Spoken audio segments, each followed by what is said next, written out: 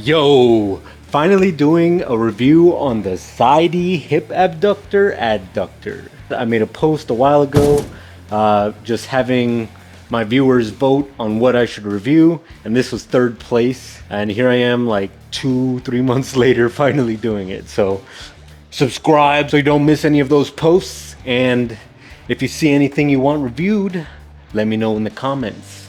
Anyway, back to it. Starting with specifications. Looking at the dimensions for this bad boy, we're looking at 42.7 inches tall, and this backrest only adjusts forward and backwards, not up or down. For width, we're looking at 44.1 inches wide with the weight horns, which I've taken off to save space. They would go right here and on the other side as well.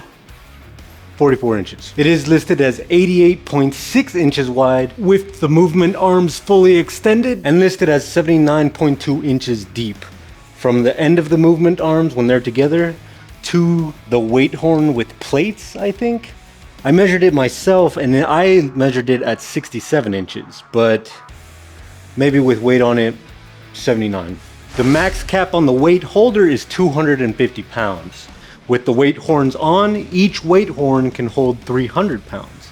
I don't know why those can hold 600 pounds total when it can only carry 250 pounds, but whatever. I took those off because I had it to the back of my leg press, and that carries plenty of weight for me already, so no weight horns required for myself. So how is comfortability? I'm 5'11 and a half, 6'1", and it's pretty comfortable for me. Whether my legs are on the closer foot peg or the further one, pretty comfortable for hip abductors and hip adductors.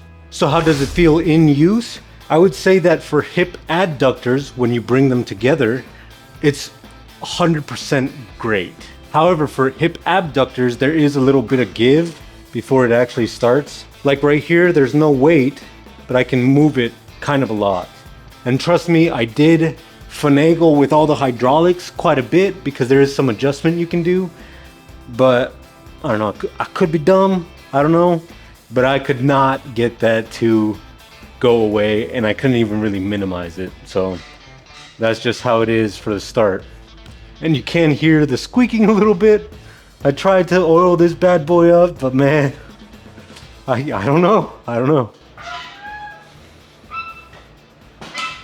The coating is surprisingly good. The bright red color is a little bit glossy, and then the base is a matte black. And I didn't see any like chipping anywhere, even though I bought it used. So it probably got to the original owners already in pretty good condition. As far as stability, I never feel as if I'm gonna tip over. The base is already pretty wide. I don't feel as if it's already pretty heavy just as a starting point. I think it's over like 130 pounds.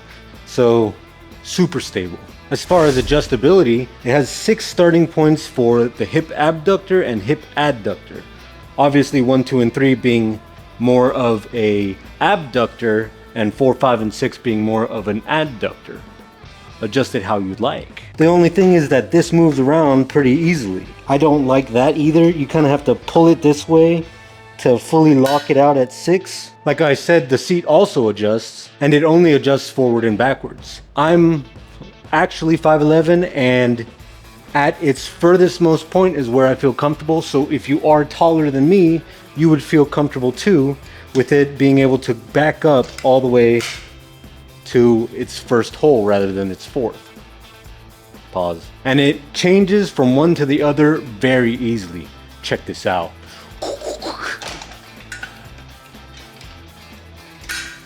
Dunzo. And then transform it back.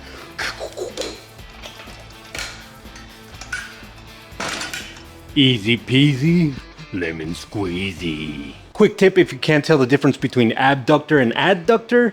Abductor uses your butt and adductor does not. I see these videos all the time, and I do not like it when people don't compare it to a weight stack version of these machines. And so I will do that. I recently used 2 dedicated abductor and adductor machines, so I can compare them for you now. So for the hip abductor, I used the machine and I was doing 300 pounds, which was the whole stack, 28 times, and I barely had any reps left in reserve. But at 28 times, you're pretty good and done.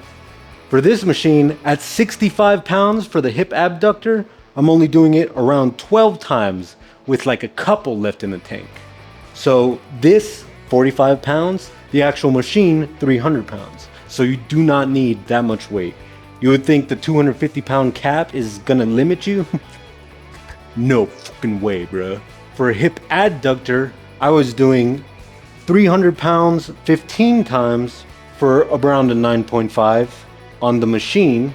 But for this, we're looking at 90 pounds and I can do it around 12 times with maybe 1 rep in reserve. So as far as a comparison to a weight stack machine, this is pretty good. Don't tell me you're gonna have me spread my legs throughout the video and not give me a like.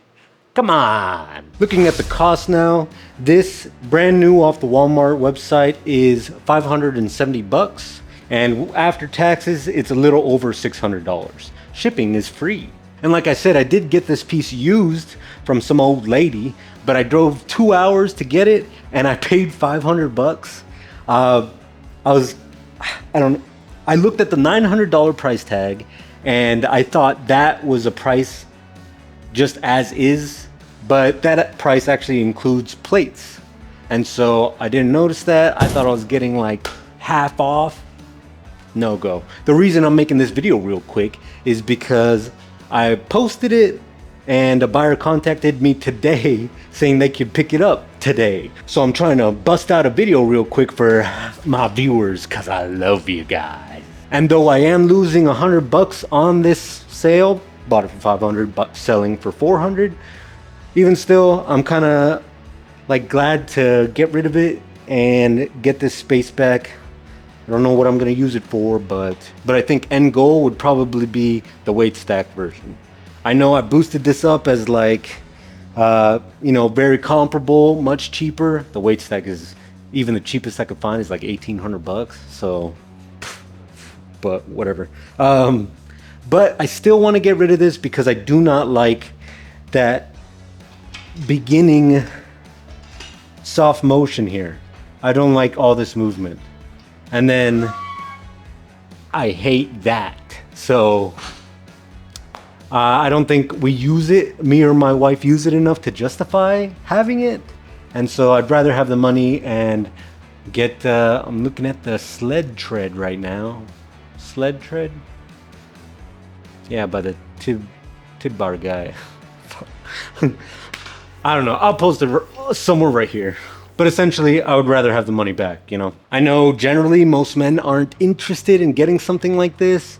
Obviously, based on the weight stack videos, I'm pretty strong in this area. But recently, I've been doing a lot of squats, and my adductors were kind of more sore than they've ever been. So I was like, what? Why? And whenever I transitioned from a commercial gym to a home gym, obviously I didn't have this. So I kind of wanted to get one so that I'm not as sore there anymore. Like I could train them up, you know, get my squats better for my powerlifting needs. I don't know why I did air quotes for that. But end all be all, I would rather do this on my functional trainer to boost them up for now than have this.